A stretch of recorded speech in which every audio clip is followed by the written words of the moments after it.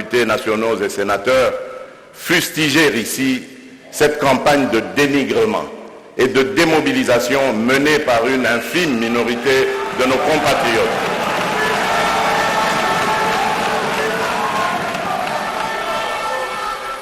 Jouant à chaque coup des rôles pernicieux d'étouffoir, comme pour confirmer que l'insécurité qui règne en cette partie de notre pays les confortait dans leurs entreprises. Je les invite à rejoindre le camp de la patrie, car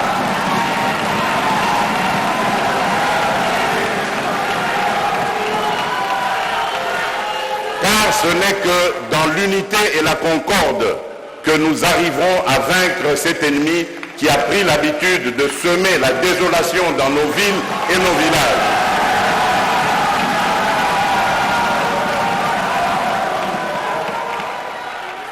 C'est l'occasion pour moi de saluer la montée en puissance de notre armée et la bravoure de nos soldats qui, en dépit de toutes ces tractations démobilisatrices, continuent sous le drapeau à donner le meilleur d'eux-mêmes, et ce, jusqu'au sacrifice suprême pour la défense de l'intégrité et de la souveraineté de notre pays.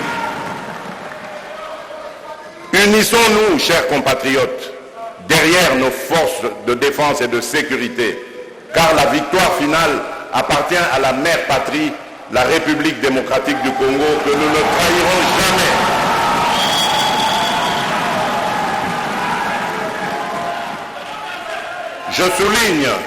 Je souligne que dans le but de rétablir la paix sociale dans ces contrées en proie à l'insécurité, j'ai initié la mise en place du programme chargé du désarmement, de la démobilisation, du relèvement communautaire et de la stabilisation, PDDRCS en sigle, pour encourager les compatriotes qui sont dans les groupes armés à déposer les armes et à réintégrer la vie communautaire loin du métier des armes.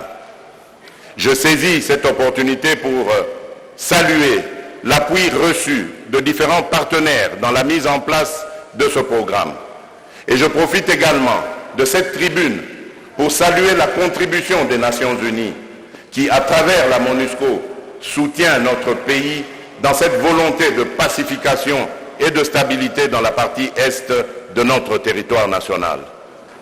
Mais comme la paix va de pair avec la justice, j'ai instruit le gouvernement de la République de mettre en œuvre des mécanismes réparateurs, notamment celui de la justice transitionnelle au bénéfice des victimes.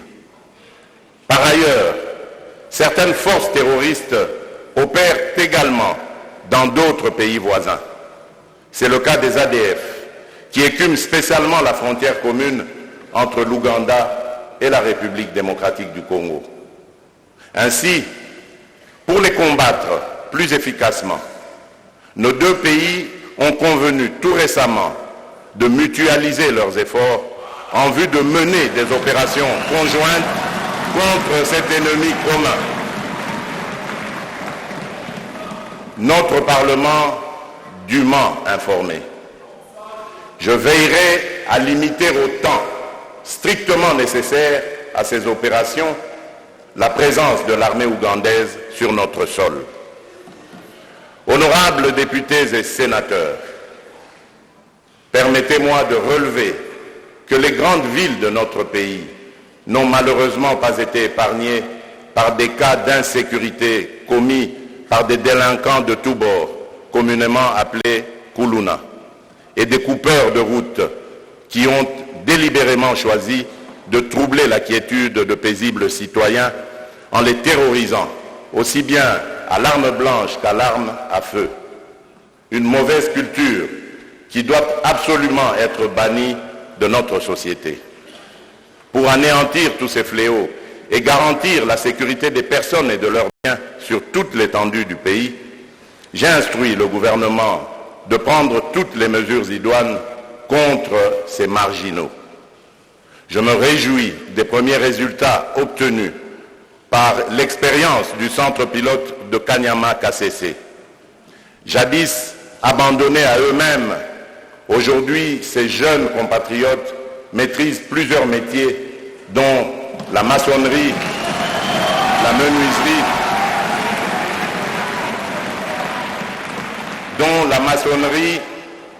la menuiserie, l'agriculture et l'élevage. Je demande au gouvernement d'intensifier ses efforts de réinsertion sociale des jeunes désœuvrés sur l'ensemble du territoire pour leur meilleure contribution au développement du pays. Honorables députés nationaux et sénateurs, à mon accession à la magistrature suprême, j'annonçais que l'état de droit, une justice indépendante, la lutte contre la corruption et l'impunité constituaient le leitmotiv de mon action dans son volet de la gouvernance politique. C'est dans ce sens qu'il faut placer la redynamisation de certaines structures. En effet, j'ai mis un point d'honneur à améliorer l'efficacité de l'Inspection générale des finances, IGF en sigle, dont l'action était jusqu'à mon arrivée peu perceptible. De même, la création de l'Agence de prévention et de lutte contre la corruption, APLC en sigle, répondait aussi à cet impératif. Placée sous mon autorité directe, l'Inspection générale des finances contribue efficacement à l'effort d'assainissement des finances publiques et cela à la grande satisfaction de nos populations.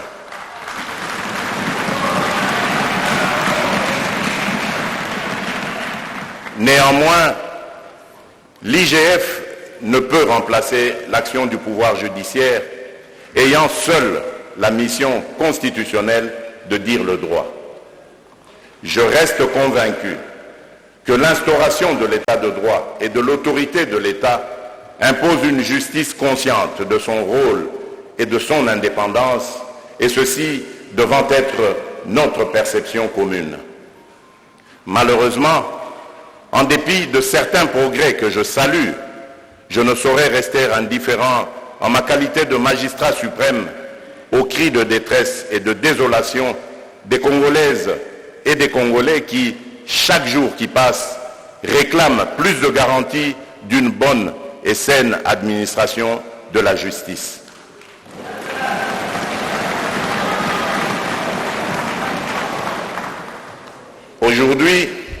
Aujourd'hui encore, sur le banc des accusés, notre justice devait pourtant rassurer tout le monde, nanti ou non, puissant comme faible, en n'ayant pour égard que la protection des droits. Bref, une justice qui non seulement dit le droit, mais rassure que le droit, alors le bon, a été dit.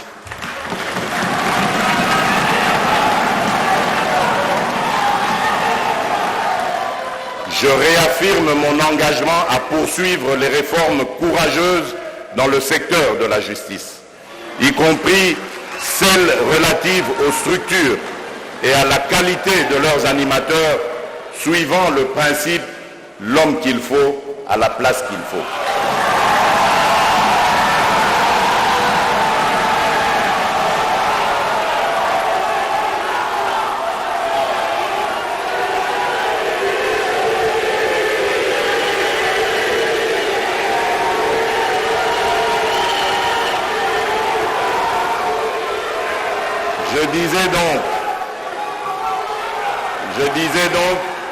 Je réaffirme mon engagement de poursuivre les réformes courageuses dans le secteur de la justice, y compris celles relatives aux structures et à la qualité de leurs animateurs, suivant le principe « l'homme qu'il faut à la place qu'il faut ».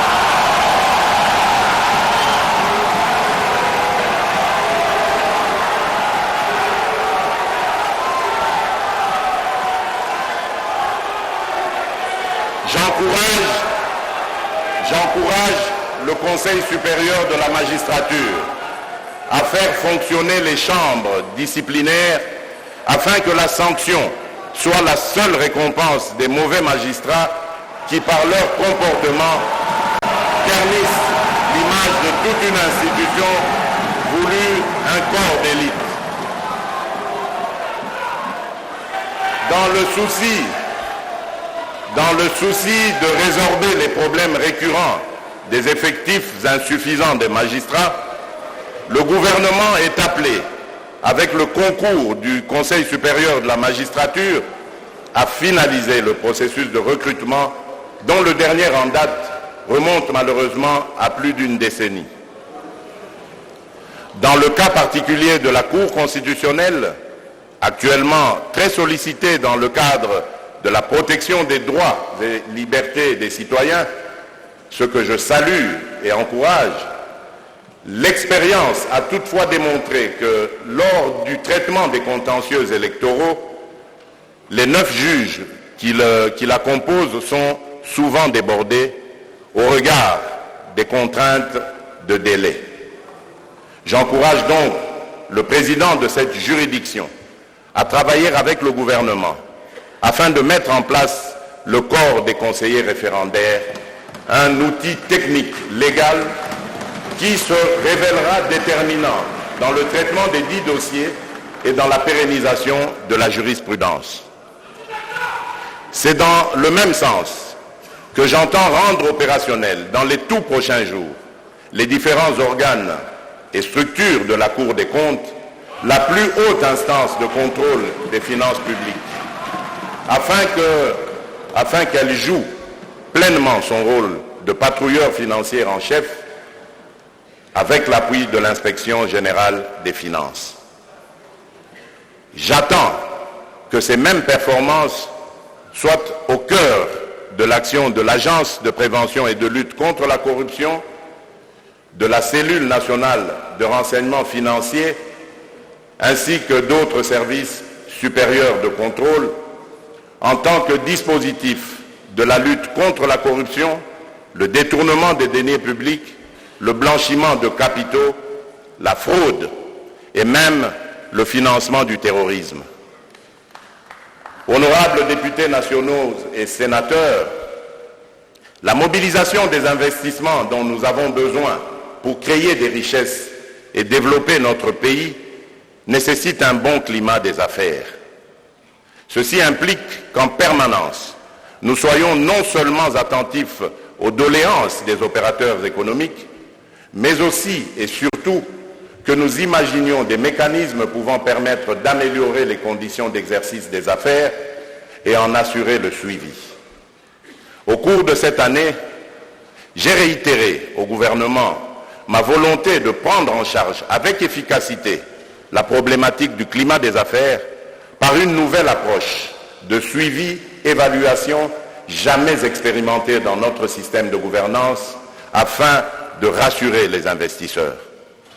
À cet effet, j'ai le plaisir d'annoncer la mise sur pied d'un outil qui va désormais permettre en temps réel à moi-même, au Premier ministre, ainsi qu'à chacun des membres du gouvernement concerné, de suivre méticuleusement le rythme de mise en œuvre des réformes et assignations relatives au climat des affaires. Il s'agit en fait d'un tableau de bord numérique sur mesure à partir du programme du gouvernement. Aussi, j'invite le Parlement à parachever le cadre légal relatif d'une part à l'organisation et au fonctionnement des tribunaux de commerce et d'autre part aux dispositions nationales complémentaires aux droits de l'OHADA. En outre, la rationalisation de la fiscalité demeure la réponse appropriée aux tracasseries souvent dénoncées par les opérateurs économiques. Il faut des réformes innovantes en la matière pour y remédier. Honorables députés nationaux et sénateurs, je voudrais saluer une fois de plus la détermination, la fermeté et la ferveur avec laquelle vous aviez, toutes tendances confondues, accepté de répondre favorablement à mon appel de ralliement dans une union sacrée de la nation.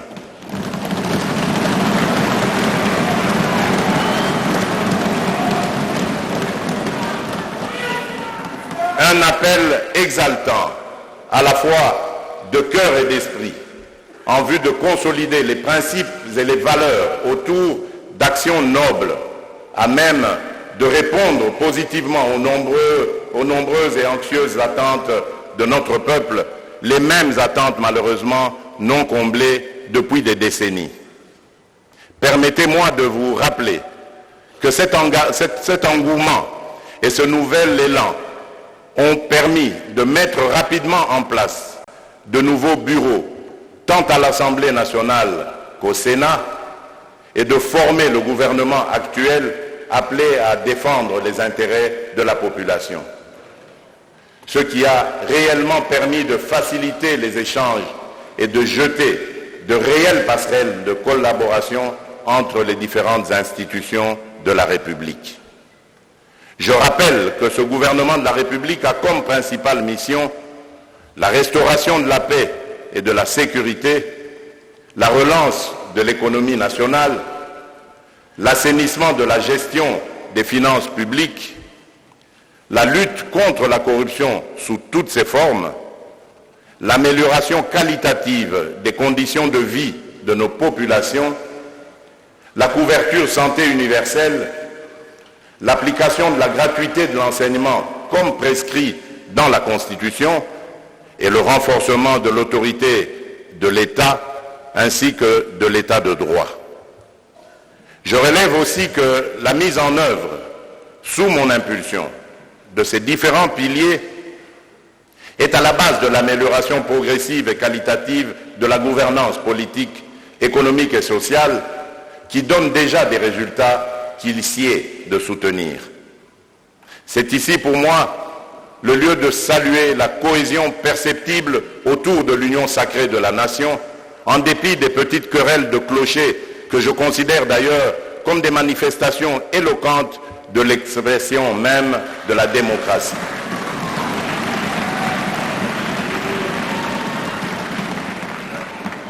En outre, je tiens à préciser que malgré son appartenance à la majorité ou à l'opposition, chacun de nous doit pleinement jouer sa partition dans l'amour du pays, de notre peuple et dans le respect des institutions.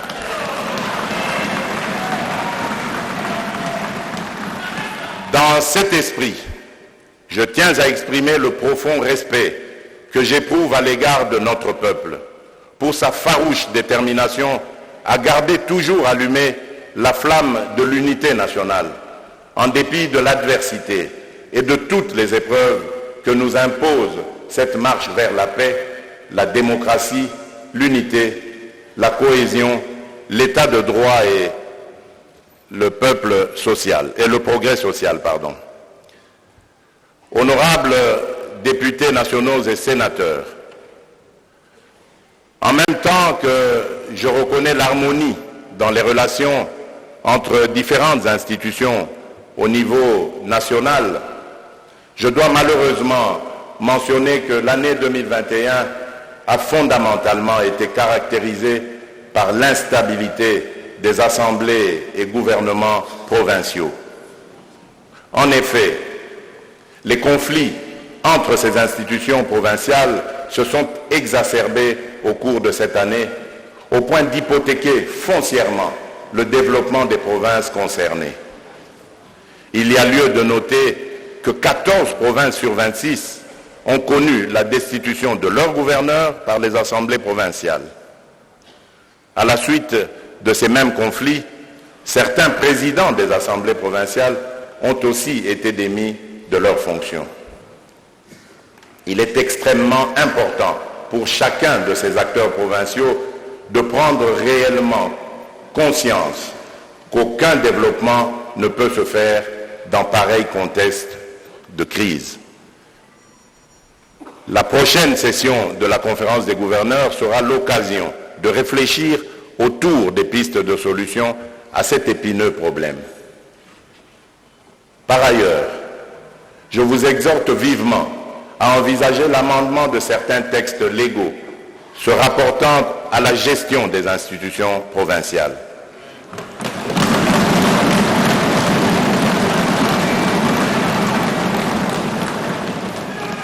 J'invite une fois de plus les députés provinciaux et les gouverneurs à observer leurs prérogatives dans le strict respect des lois de la République, en s'abstenant de tout acte qui puisse bloquer le bon fonctionnement des provinces.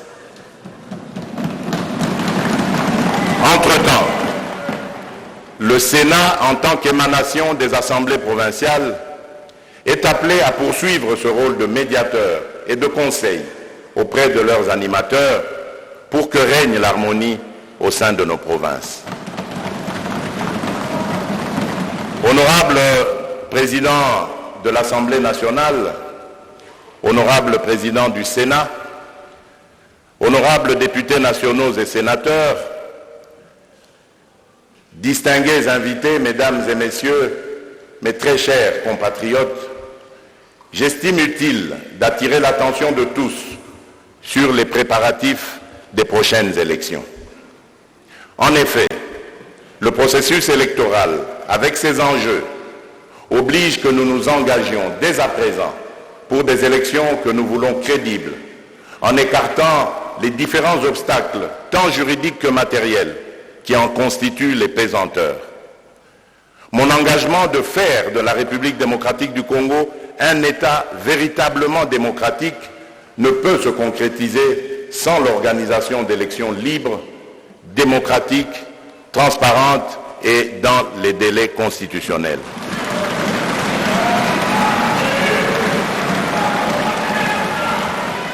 Je lance donc un appel solennel à tout notre peuple pour accompagner démocratiquement la Commission électorale nationale indépendante et pour s'impliquer activement dans le processus électoral. Je rappelle que celui-ci a déjà commencé avec la désignation de ces nouveaux animateurs après consultation des confessions religieuses et validation par l'Assemblée nationale. Afin de parachever la composition du bureau de la CENI, j'invite instamment ceux des acteurs politiques qui traînent encore les pieds à désigner rapidement leurs représentants respectifs au sein de ce bureau.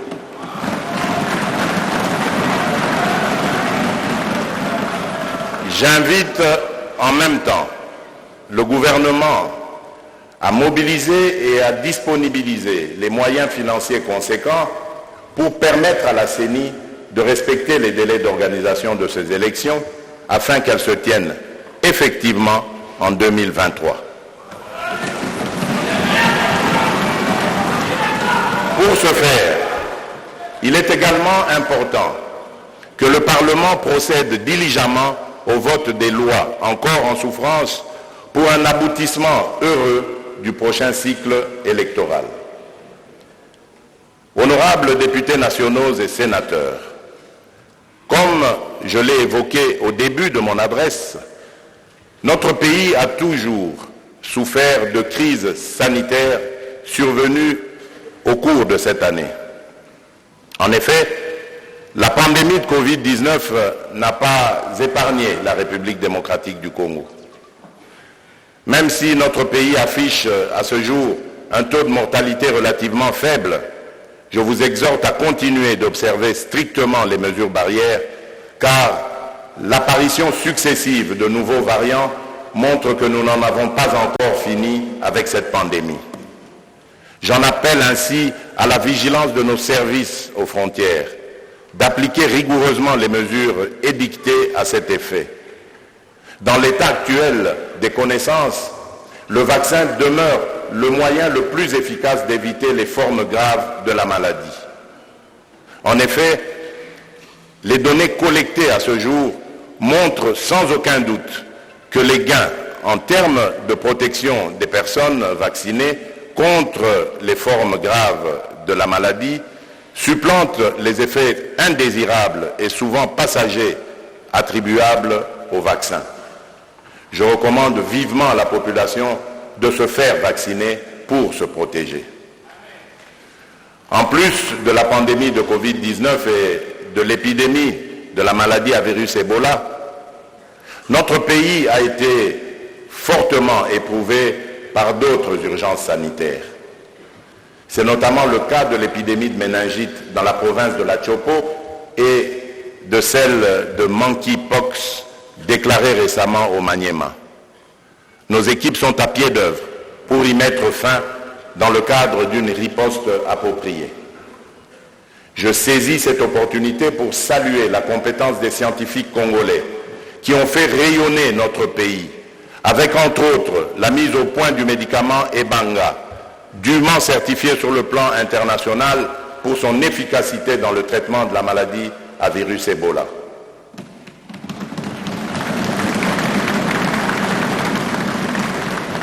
Honorables députés nationaux et sénateurs, toutes les urgences et catastrophes sanitaires que nous avons connues cette année, et même bien avant, nous ont appris une grande leçon, celle de savoir que pour mieux prévenir et riposter, il nous faut absolument construire un système de santé plus solide et plus résilient pour le bénéfice de tous les Congolais.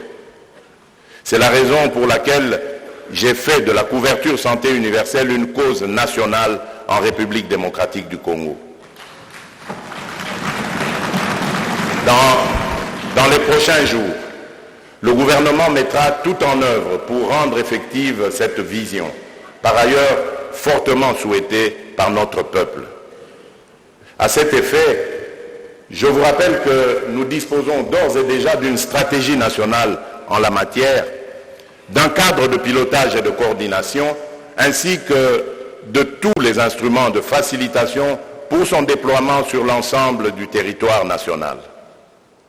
En outre, le gouvernement s'apprête à verser au Fonds de solidarité de santé la contribution pour la prise en charge des indigents, ainsi que de la part patronale de la contribution des agents de carrière des services publics de l'État. Il est temps que la pauvreté et le manque de ressources financières ne constituent plus de barrières à l'accès aux services et aux soins de santé de qualité. Honorables députés nationaux et sénateurs, cette année, notre pays a eu le privilège d'assumer la présidence tournante de l'Union africaine. Dans mon discours d'acceptation, j'avais annoncé mon intention de mettre l'Union africaine au service des peuples africains. Cette formulation m'avait paru conforme au thème général retenu pour l'exercice 2021, à savoir art, culture et patrimoine, levier pour construire l'Afrique que nous voulons. Les arts et la culture sont en effet l'expression de la créativité de nos peuples. Au moment où ce mandat tend vers sa fin, je peux dire ma fierté d'avoir contribué à mettre l'Union africaine au service des peuples. J'ai mis au centre de mon action les questions liées à l'albinisme, à l'égalité des sexes, les violations faites aux femmes et aux filles, la lutte contre le changement climatique et la protection des communautés locales et peuples autochtones. C'est dans ce cadre qu'il faut situer la mobilisation des pays africains autour du prochain colloque international sur la reconstitution des biens culturels et la renaissance africaine. La tenue de la conférence de Kinshasa sur l'égalité des sexes en Afrique et l'adoption de la déclaration de Kinshasa sur l'égalité des sexes. La conférence de Kinshasa sur la masculinité positive et l'adoption de la déclaration de l'Union africaine pour mettre fin aux violences faites aux femmes et aux filles. Et enfin, l'organisation du colloque panafricain de Kinshasa sous le thème « Solidarité africaine pour une Afrique en faveur des personnes atteintes d'albinisme ». Au cours de cette année 2021, j'ai également porté la voix de l'Afrique au niveau international, surtout dans le contexte de Covid-19, pour réclamer au profit du continent les meilleures conditions de lutte contre la pandémie et la relance de nos économies nationales. À cet effet, lors du sommet de Paris sur le financement des économies africaines en mai 2021, j'ai plaidé pour plus de moyens financiers en faveur de l'Afrique et pour la poursuite et le renforcement des mécanismes mis en place pour soulager les pays africains tombés dans des situations de surendettement à cause des effets de la pandémie. Au sommet du G20 à Rome, au nom de l'Afrique, j'ai appelé les pays participants à concrétiser leurs engagements en faveur de la préservation des forêts du bassin du Congo à travers des financements conséquents. Dans le domaine sanitaire, j'ai soutenu la campagne en faveur de l'opérationnalisation de l'Agence africaine de médicaments et, dans le cadre contre la Covid, j'ai porté l'ambition de l'Afrique à produire les vaccins du continent. Par ailleurs, j'ai réclamé, dans le cadre de la réforme du Conseil de sécurité des Nations Unies, 4 sièges pour l'Afrique, dont 2 non permanents et 2 autres membres permanents. Toujours sur le plan continental, j'ai été à l'avant-plan de nombreuses initiatives de préservation de la paix. Plus particulièrement, j'avais, dès le début de mon mandat, pris à bras le corps la problématique différente qui oppose depuis plusieurs années l'Éthiopie, l'Égypte et le Soudan autour du problème du grand barrage éthiopien de la Renaissance. Ces efforts ont permis de créer une dynamique de dialogue permanent. La tenue à Kinshasa en avril 2021 de la première conférence ministérielle sur ce conflit a été un moment clé de cette dynamique. La présidence de l'Union africaine était l'occasion pour la République démocratique du Congo de retrouver sa place dans les instances internationales.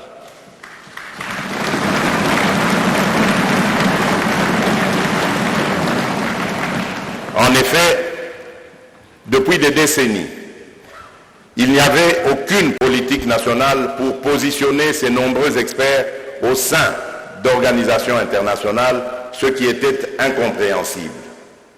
J'ai donc décidé de changer cet état de fait et je suis heureux qu'au cours de cette année, un compatriote a été élu président de la Commission africaine des droits de l'homme et des peuples et un autre membre de la Commission du droit international des Nations Unies.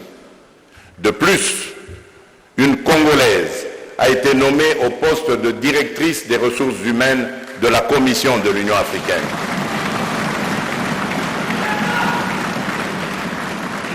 Honorable président de l'Assemblée nationale, honorable président du Sénat, honorables députés nationaux et sénateurs, distingués invités, mesdames et messieurs, mes très chers compatriotes, depuis mon arrivée au pouvoir, j'ai fait du retour de la République démocratique du Congo sur la scène internationale l'une de mes priorités, avec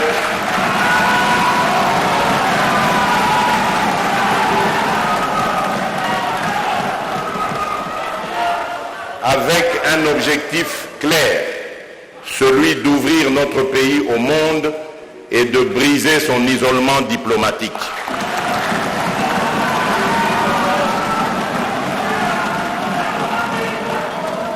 La réintégration de notre pays dans le concert des nations est ainsi devenue une réalité. En effet, le nombre de pays qui ont accrédité leurs ambassadeurs en République démocratique du Congo ne cesse de croître, avec l'enregistrement tout récemment des demandes de l'Australie, de l'Indonésie et d'autres pays ayant des ambassadeurs non résidents, soucieux de voir leurs ambassades s'ouvrir à Kinshasa.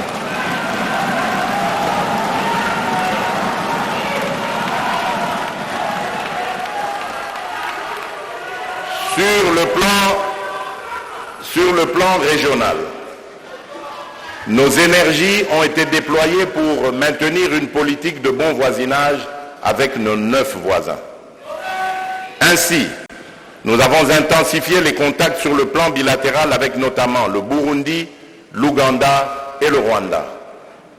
Pour redynamiser les relations avec nos partenaires, d'une part, j'ai nommé de nouveaux ambassadeurs en Belgique, en France, en Chine et en Côte d'Ivoire. Et d'autre part, j'ai désigné nos représentants permanents auprès des Nations Unies, à New York et à Genève. Enfin, j'ai demandé au gouvernement de veiller à la mise en place des réformes au sein de l'appareil diplomatique national et d'entamer le processus de la prise en charge adéquate de nos diplomates et de leurs familles à l'extérieur du pays.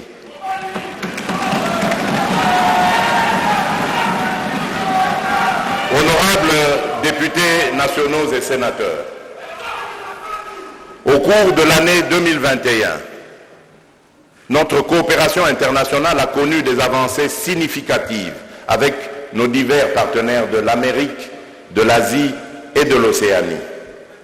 Les retombées de la redynamisation de notre diplomatie ne sont plus à démontrer, comme en témoignent plusieurs projets, accords et mémorandats d'entente que notre pays vient de conclure. Honorables députés nationaux et sénateurs, du 31 octobre au 12 novembre 2021, s'est tenue à Glasgow la 26e conférence sur les changements climatiques, la COP26.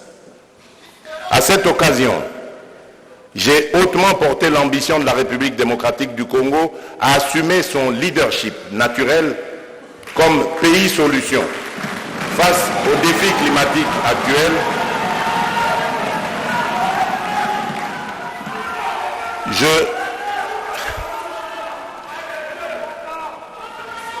Je disais donc à cette occasion, j'ai hautement porté l'ambition de la République démocratique du Congo à assumer son leadership naturel comme pays solution face aux défis climatiques actuels en raison des ressources naturelles exceptionnelles dont elle regorge.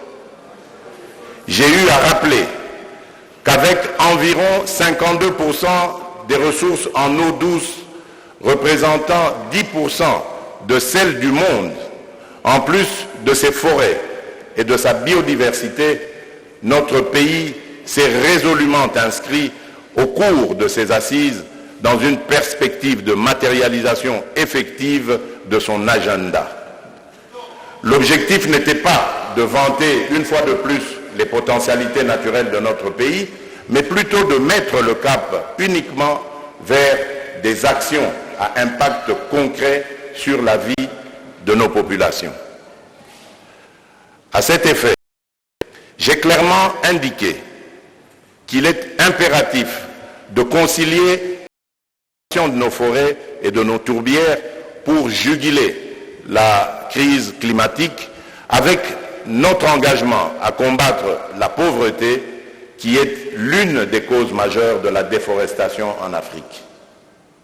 En effet, avant d'interdire aux Congolais vivant à Monkoto ou à Epoulou, pour ne citer que ces deux agglomérations, de pratiquer l'agriculture itinérante sur brûlis dans le but de subvenir aux besoins de leur famille, il est préférable de leur proposer au préalable des alternatives durables.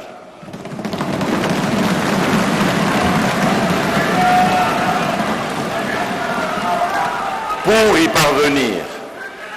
y parvenir, j'ai lancé de manière non équivoque un appel à l'action, au moyen des partenariats gagnant-gagnant, notamment avec les pays industrialisés, en vue de mobiliser des financements adéquats. En somme, la République démocratique du Congo ne fait que réclamer des compensations justes et équitables pour sa contribution avérée à la stabilisation du climat sur l'ensemble de la planète. La République démocratique du Congo prône par ma voix la mise en place de prix plus justes des crédits carbone qui devraient se situer autour de 100 $ américains en lieu et place de 5 $ pratiqués actuellement, qui sont disproportionnés et dérisoires. J'ai également parlé des forêts du bassin du Congo dont la République démocratique du Congo détient plus de 60%, et qui représente actuellement le premier poumon de la planète. Notre démarche rappelle en urgence qu'en vue de préserver cet acquis naturel, il faut investir dans la mise en place de projets de développement structurants au bénéfice des populations riveraines depuis longtemps défavorisées.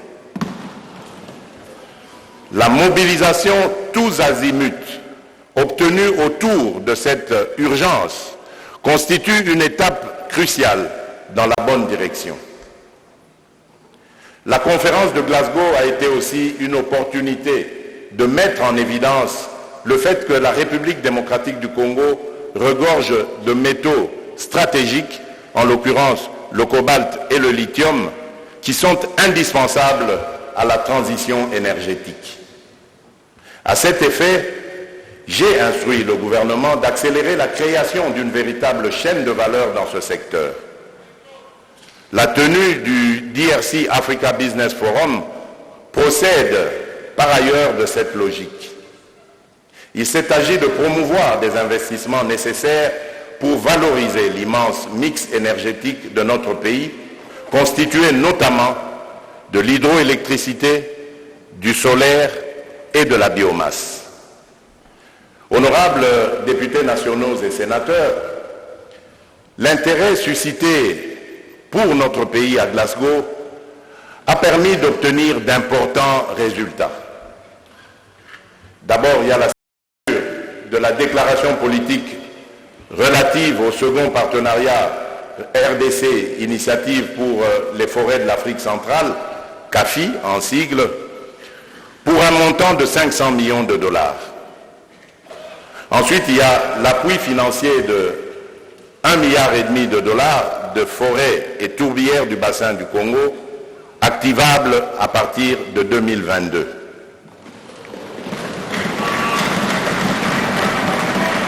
Dans la même optique, des accords et partenariats bilatéraux portant sur des financements importants sont en cours de négociation avec des États et divers partenaires techniques et financiers dans le secteur de l'agriculture résiliente pour lutter contre la déforestation, améliorer les infrastructures et assurer le développement des peuples autochtones. Pour un meilleur suivi de ce dossier stratégique, j'ai instruit le gouvernement à accorder le bénéfice de l'urgence tant au processus de formalisation qu'à la mise en œuvre de ces partenariats. J'ai également demandé au gouvernement de s'assurer de manière permanente que le positionnement de la République démocratique du Congo comme pays solution à la crise climatique soit maintenu et consolidé, aussi bien dans le cadre du suivi des recommandations de la COP26 que dans celui des préparatifs de la COP27, chers compatriotes. Faudrait-il rappeler à nos souvenirs que dès ma prise de fonction, la République démocratique du Congo a renoué le contact avec le Fonds monétaire international pour pouvoir bénéficier des financements nécessaires en termes d'appui budgétaire et d'autres afin de soutenir les différentes réformes envisagées. La reprise de la coopération avec cette institution permet à la fois au pays de renforcer les capacités de l'État et de soutenir les activités productives en vue de la relance effective de la croissance économique et de l'éradication progressive de la pauvreté. Je me suis personnellement investi pour donner l'impulsion nécessaire à notre action diplomatique de mobilisation des ressources extérieures, ce qui a permis leur progression sensible en dépit de l'impact négatif de la pandémie de Covid-19. Ces contacts avec les partenaires au développement, notamment le Fonds monétaire international, ont abouti à la signature d'un accord permettant à la République démocratique du Congo d'accéder dans un premier temps, en 2020, au déboursement de 732 millions de dollars américains au titre de la facilité de crédit rapide ayant contribué au relèvement du niveau de nos réserves internationales. Par la suite, la République démocratique du Congo a conclu un accord triennal au titre de la facilité de crédit élargie pour un montant d'1,5 milliard de dollars américains. Ces appuis, honorables députés nationaux et sénateurs, ont permis à notre pays de soutenir son programme de réforme à moyen terme qui vise notamment le maintien de la stabilité macroéconomique, l'accroissement de la marge de manœuvre budgétaire ainsi que la promotion d'une croissance économique durable. Pour le seul exercice 2021, la République démocratique du Congo a bénéficié de la part de ses partenaires extérieurs multilatéraux des engagements de l'ordre de 4,5 milliards de dollars américains. Il s'agit là d'un niveau record jamais atteint dans l'histoire récente de notre pays.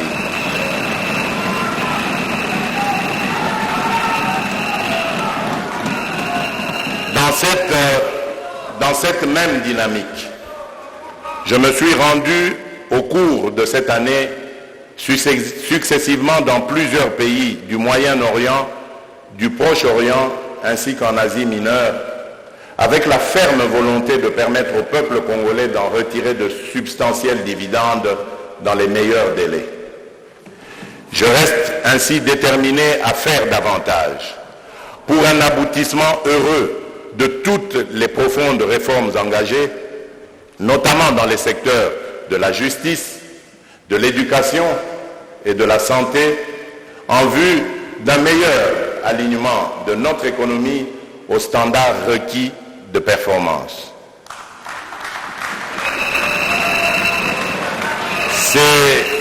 Ces différentes réalisations sont les résultats tangibles de notre intense action diplomatique. Il va sans dire que cette mobilisation des ressources extérieures devra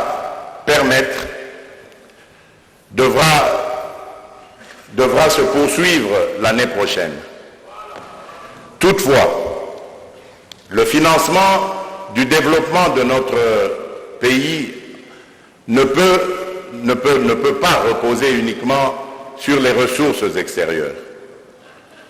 Aussi, ai-je instruit le gouvernement de réengager le pays vers d'autres réformes, devant contribuer sensiblement à l'amélioration de la mobilisation des recettes et à l'élargissement de l'assiette fiscale. Déjà, en 2021, la stricte observance de la discipline budgétaire nous a permis, pour la première fois de l'histoire de notre pays, d'atteindre et même de dépasser les assignations budgétaires.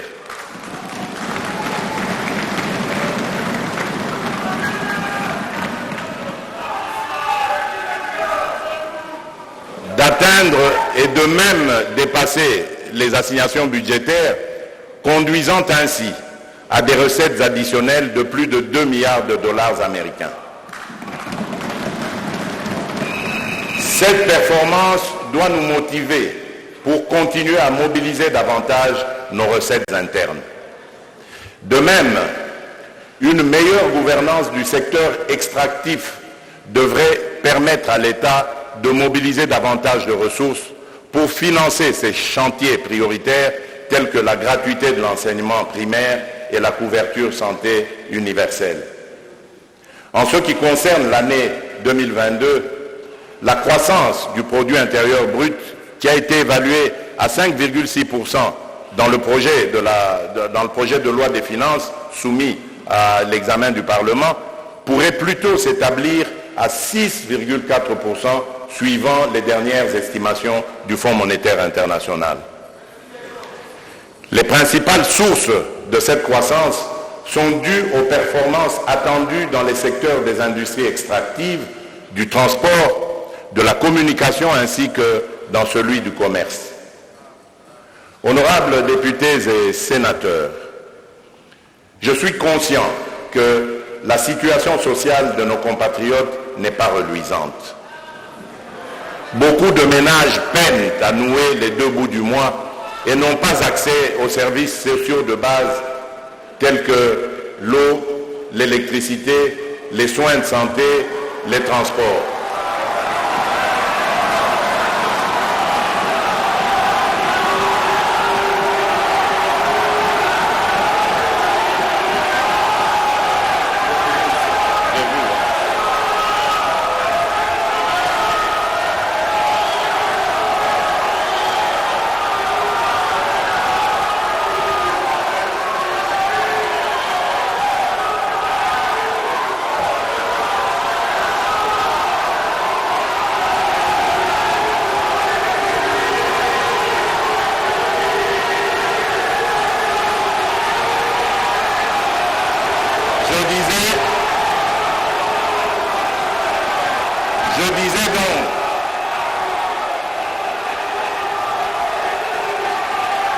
Je disais que je suis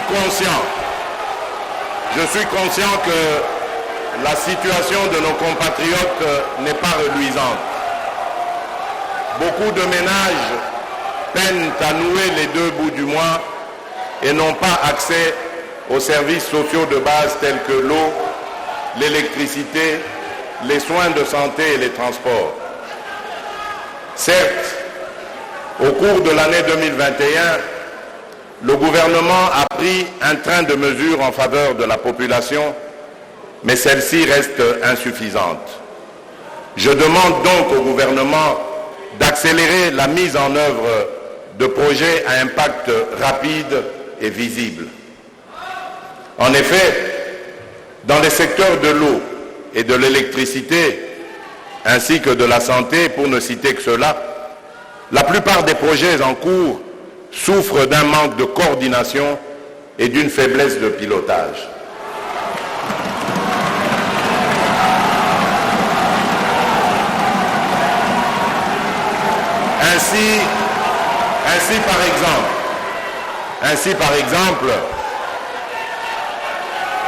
Ainsi par exemple, les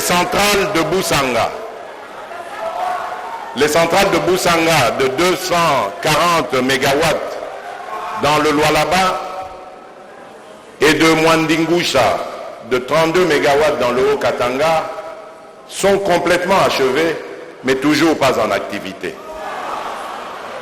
Que dire des 3 groupes thermiques de 800 kVA, chacun dans la ville de Kananga? La ville de Kisangani est restée 4 mois dans l'obscurité alors que ce désagrément aurait pu être évité avec une meilleure gestion de la centrale de la Djoni.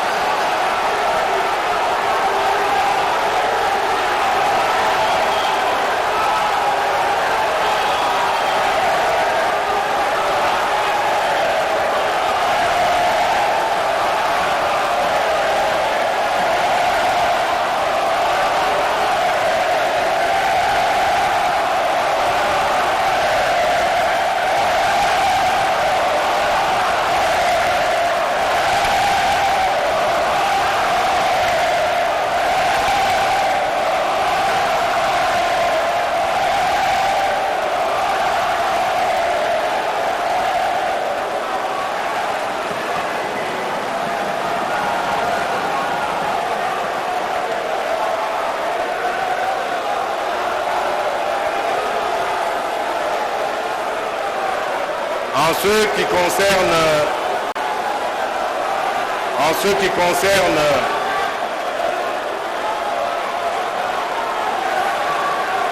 silence s'il vous plaît. S'il vous plaît.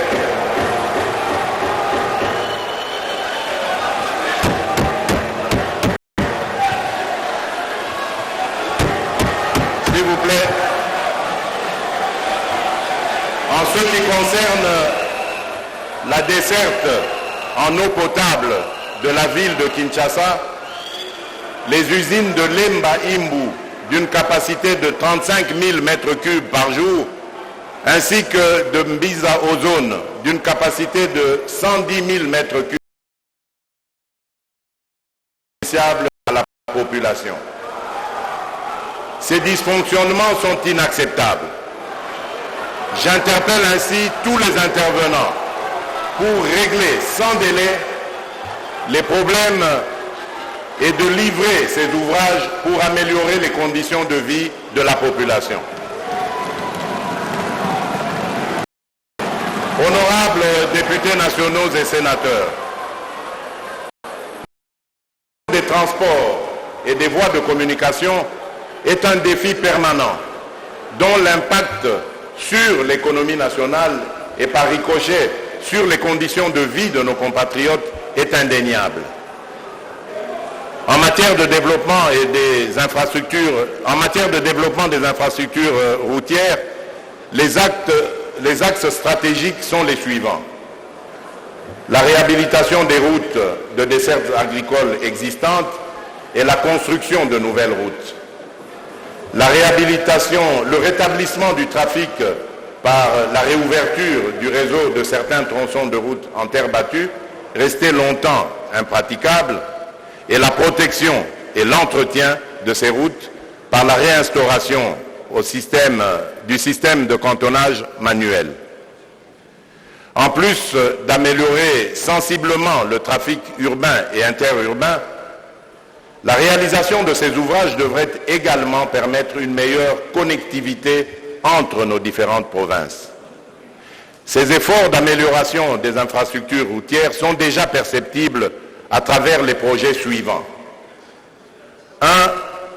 Il y a le bitumage de 86 km du tronçon de la route Kolwezi-Dilolo. 2. Il y a le bitumage du tronçon Boma-Mwanda. 3. Il y a le bitumage de 140 km entre Kasumbalesa et Sakanya. 4. Il y a le bitumage du tronçon Chikapa-Kamwesha et la réhabilitation des infrastructures rurales connexes. 5. Il y a le bitumage de 56 km de tronçon du pont Loa-Chikapa. 6. Il y a la construction d'un nouveau pont long de 160 mètres sur la rivière Kasaï à Chikapa. Nous allons continuer ces efforts en 2022 et il est attendu le lancement des projets ci-après. La construction du port en eau profonde de Banana.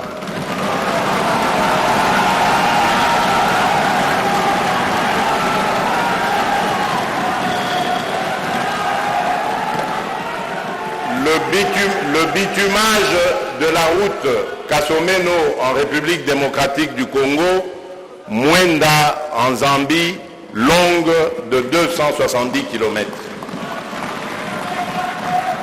Le bitumage de 30 km de voirie dans la ville de Bukavu et celui de 100 km du tronçon Bukavu-Goma. Le bitumage de 748 km du tronçon Beni, Komanda, Nyanya, Kisangani. La réhabilitation de 80 km du tronçon Kasindi, Beni.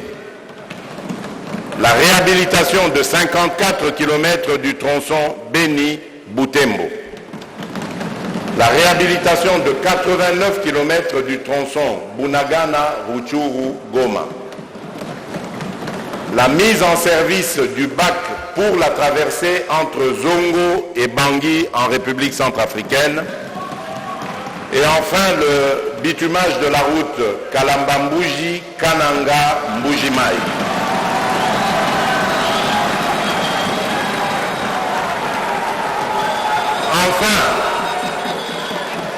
Enfin, dans le domaine du transport aérien, il faut souligner,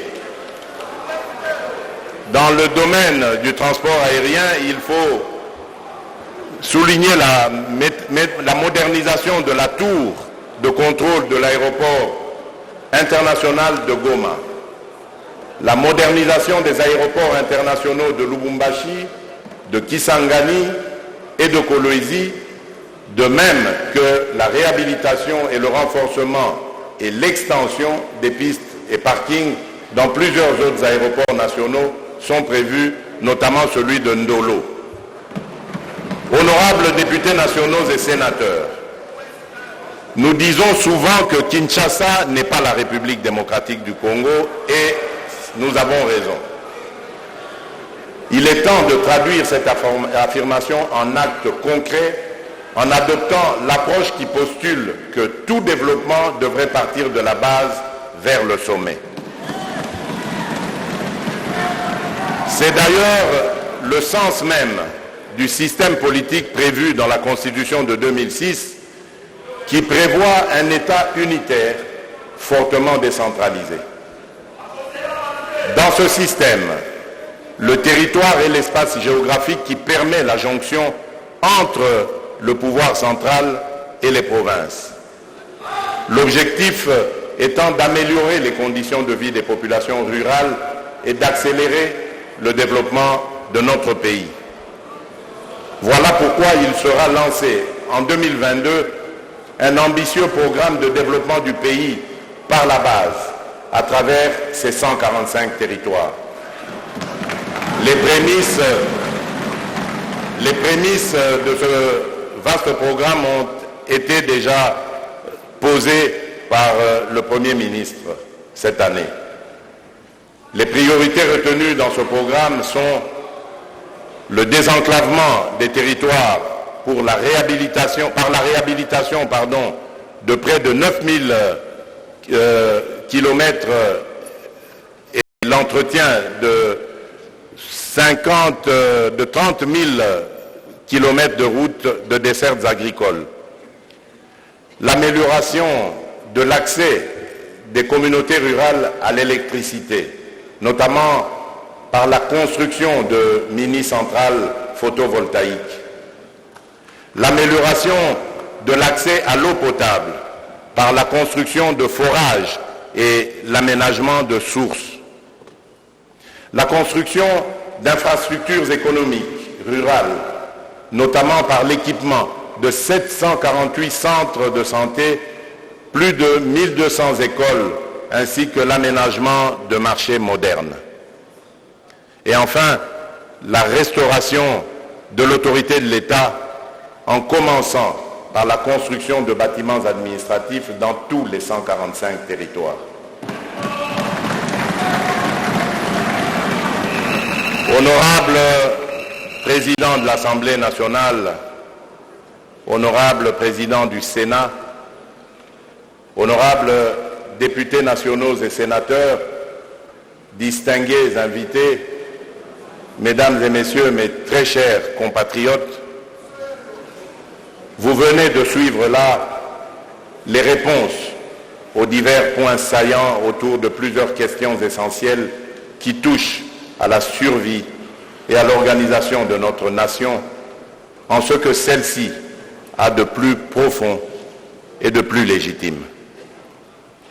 Le parcours de l'année 2021 avec ses différents faits relevés et les défis qu'ils impliquent, loin de nous affaiblir et de nous diviser, ont l'avantage de nous rappeler que nous avons un destin collectif à assumer pour l'épanouissement de la nation. Nos préoccupations demeurent fondamentalement celles d'apporter des réponses aux problèmes permanents liés au vécu quotidien de notre peuple en vue de consolider le contrat social qui le lie à nous, ses représentants, appelés à défendre ses intérêts et à réaliser son bonheur. L'organisation de la cité telle que nous la préconisons doit assurer et garantir l'unité et l'intégrité du territoire national, instaurer la paix et assurer la sécurité des personnes et de leurs biens sur toute l'étendue de la République.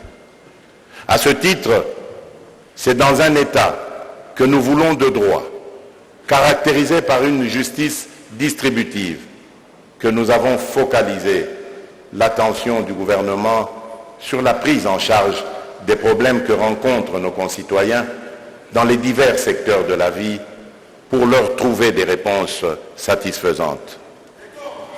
Ce travail de longue haleine nous contraint à revisiter toutes les structures sociales désuètes et à repenser comment notre pays peut rationnellement mettre du vin nouveau dans des outres neuves pour que le meilleur Congo de demain, que nous appelons de tous nos voeux, démarre du bon pied dans tous les secteurs de la vie nationale. Les vases communicants à instaurer dans ces secteurs n'auront pour finalité que l'épanouissement de la famille, l'intégration réelle et la cohésion des communautés dans le processus du développement attendu. Sur ces points, il convient de noter que nos déplacements à l'extérieur du pays ont considérablement permis d'améliorer l'image de marque de la République démocratique du Congo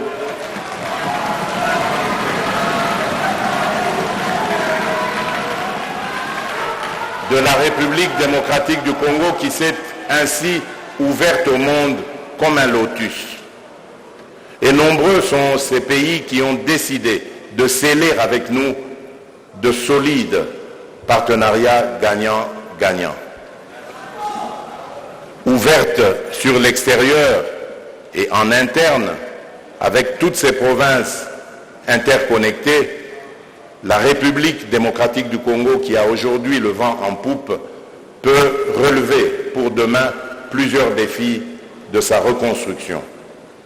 Nous devons y croire fermement et nous y atteler urgemment. Ainsi, sa population paupérisée, ses princes déshérités d'hier, pourront bénéficier de toutes leurs richesses du sol et du sous-sol, transformées pour leur mieux-être. Tout en reconnaissant la vitalité de notre jeune démocratie et nos divergences, j'en appelle à notre conscience collective, dans la mesure où ce qui nous unit, c'est-à-dire la République démocratique du Congo, est plus important que l'égoïsme de chacun et les dangereux clivages.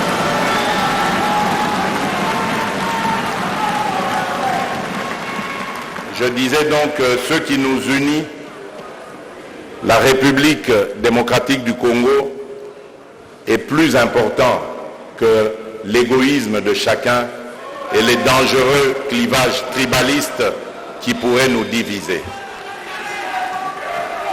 Renouvelons donc en chacun de nous cet engagement sublime qui exalte notre hymne national, celui de peupler notre sol et d'assurer la grandeur de notre patrie. L'histoire de la nation que nous écrivons ensemble dans la concorde et la fraternité nous en saura gré.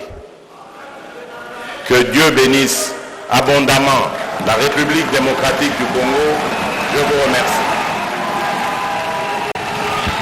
Voilà, très chers téléspectateurs, c'est bien là les discours du président de la République sur l'état de la nation. 1h20, c'est le temps consacré à ce discours du garant de la nation, garant du bon fonctionnement des institutions de la République démocratique du Congo. Et aucun secteur n'a été épargné. Un discours clair, concis, convaincant, avec une maîtrise parfaite des dossiers saillants qui font les préoccupations de la population congolaise et dans les différents secteurs de la vie nationale, de la sécurité, en passant par la justice, l'économie, la politique avec la création de l'Union sacrée, les élections avec la ferme détermination qu'elle aura lieu en 2023, la santé, et il a exhorté la population à se faire vacciner et en faire la couverture santé universelle, une cause nationale en République démocratique du Congo. Il a parlé de l'Afrique en tant que président en exercice de l'Union africaine.